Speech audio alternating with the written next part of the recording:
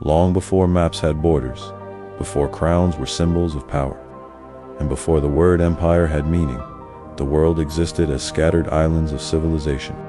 Cities rose independently, guarded by walls of mud brick and belief. Each city lived for itself. Each city answered only to its own gods. This was the ancient land of Mesopotamia, a land shaped not by mountains or seas, but by rivers. The Tigris and the Euphrates flowed steadily through dry plains, carrying life into an otherwise harsh landscape. Along their banks, people learned to farm. They dug canals, they stored grain. Over time, villages grew into cities, and cities grew proud. Your Uruk, Lagash, Kish. Each city-state was its own world. Each had its own ruler, its own temple, its own army, and most importantly, its own god. Loyalty was not to a nation, but to the city and the divine protector believed to live within its walls. For centuries, this system endured. Cities traded. Cities fought. Cities rose and fell. But no city ruled all others. There was no empire. Power was local. Control was limited. Distance itself was a barrier. Messages traveled slowly. Armies moved on foot. Authority weakened the farther it stretched from the city gates. This was the natural limit of early civilization, until it was broken. Around the 24th century BCE, in this divided world of rival cities, a new figure emerged. His origins were not royal. His beginning was not marked by prophecy or divine announcement. According to later legends, he was born in secret, placed in a basket, and set adrift on a river.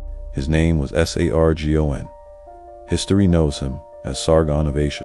Whether the legend of his birth is truth or political myth matters less than what followed, because Sargon did something no ruler before him had achieved. He did not merely conquer a rival city. He did not stop at dominance. He unified. Sargon began his rise in the city of Kish, where he is believed to have served as a cupbearer to the king. In the ancient world, a cupbearer was not a servant of low status.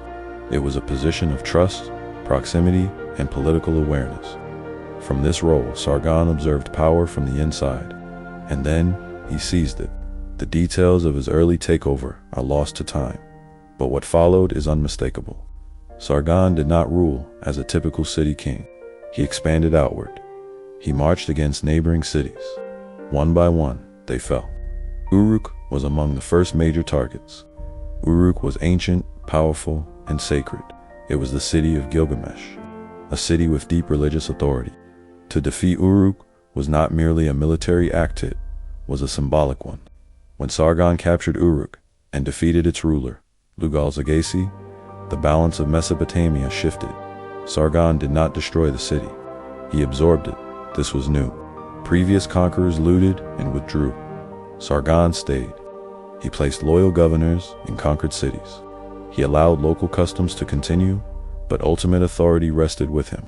Cities retained their identities, but they no longer ruled themselves. They answered to Asi. The city of Akkad, Sargon's capital, has never been found by archaeologists. Its exact location remains unknown, yet its influence reshaped history. Akkad was not just a city. It was the center of power for something unprecedented, an empire. The Akkadian Empire stretched far beyond the traditional boundaries of any single city-state, from the Persian Gulf in the south to the upper reaches of Mesopotamia in the north. Sargon's authority extended across vast distances. This required innovation. An empire cannot function like a city-state. It must manage distance, diversity, and descent. Sargon understood this instinctively. He appointed governors, often his own family members, to rule conquered regions. He standardized administration. He ensured loyalty through military presence and political control. But perhaps his most revolutionary act was linguistic. Before Akkad, Sumerian dominated writing and administration. Sargon elevated Akkadian, a Semitic language, as the language of power. Official inscriptions, records, and decrees began to appear in Akkadia. This was not just communication, it was cultural authority. Language unified the empire. Religion, too, was carefully managed. Sargon did not suppress local gods. Instead, he linked them to his rule. He presented himself as chosen by the gods, supported by divine will. Temples continued to function. Priests retained influence, but the emperor stood above them all. Power now had a center. Military strength sustained this system. Sargon's army was disciplined, mobile, and professional by the standards of the time. Soldiers were equipped with bronze weapons, shields, and helmets. They marched in organized formations. Logistics were planned. Supply lines mattered. This was not raiding. This was conquest with permanence. Yet for all its innovation, the Akkadian Empire was fragile. It depended heavily on the authority of one man. As long as Sargon lived, the empire held. Rebellions were crushed. Cities that resisted were subdued again. His inscriptions speak of victories across lands, of mountains crossed and enemies defeated. Whether exaggerated or not, they reflect a ruler keenly aware of legacy. Sargon ruled for decades, and then, inevitably, he died. The empire did not collapse immediately. His sons inherited the throne, first Rimush, then Manishtashu. Both faced constant revolts. City-states that had never wanted to be unified tested the limits of Akkadian power. Rebellion was constant. Control required force. Each generation struggled to maintain what Sargon had built. The empire expanded and contracted. Victories were followed by unrest. Authority was never absolute. Then came Naram-Sin, Sargon's grandson. Naram-Sin was the most powerful ruler of the Akkadian Empire. He pushed its boundaries further than any before him. He defeated enemies on multiple fronts. He crushed internal revolts.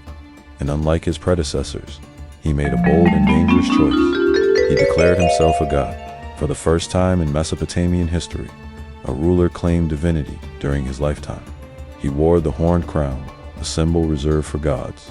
He demanded worship. This act elevated the emperor above all earthly authority. It also changed everything. To some, it reinforced power.